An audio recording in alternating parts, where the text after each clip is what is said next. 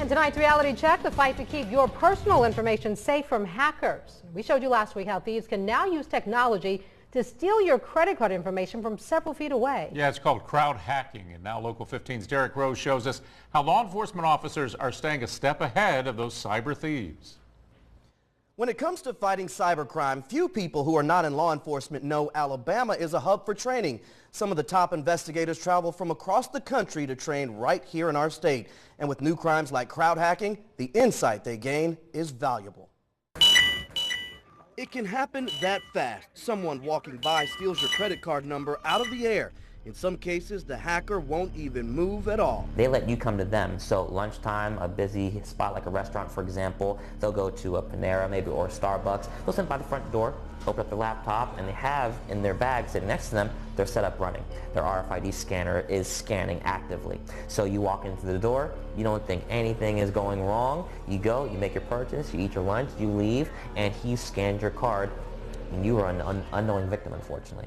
It's called crowdhacking. A crime security expert, Chris Gilpin, explained thieves are committing to keep up with chip card technology, which has more security than the old magnetic strips. The problem, though, is the signal inside the chip never stops transmitting.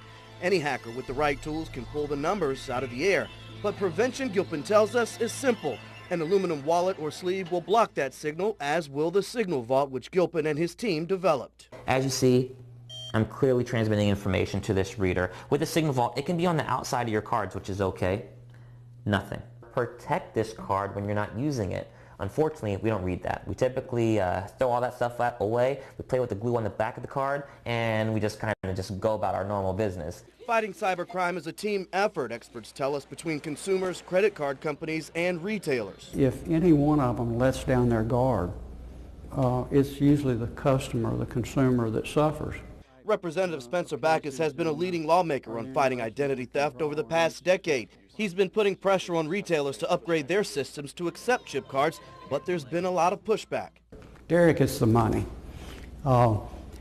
We have resisted it, or I say the financial industry has resisted it. Retailers, even more than financial industry, have resisted it because it costs them money. Gilpin tells us in October 2015, fraud liability will switch from card companies to the retailer. More and more companies like Walmart, even Target, after this latest breach, because they've realized that this is going to cost them hundreds of millions of dollars. It's cheaper for them to go to a chip and pin system. The United States needs to step up, get out of the 60s, and it's 2014. It's time for us to transition. It's time for us to move on. As that fight continues on Capitol Hill, Backus tells us Alabama is the hub for fighting cybercrime. He met us at the National Computer Forensics Institute in Hoover. Top investigators, district attorneys, and even judges come here to train and learn the best ways to investigate and prosecute cybercrimes. 10 or 12 years ago, most law enforcement personnel, they weren't changed to find that information on a computer, to get it off the computer, to interpret it, and to present it in a courtroom. Since 2008, 1,400 people in law enforcement have trained in these rooms, but their jobs are tough, tracking criminals nationwide and even worldwide. The easy part is in the hands of every consumer. If you're not protecting your cards, you are walking down the street with your name, number, expiration date on your shirt, as far as a hacker is concerned. Derrick Rose, Local 15 News. And last week we showed you just how easy it is for thieves to steal your information in a crowd and how to protect yourself. To watch that story, head to the Reality Check section on local15tv.com.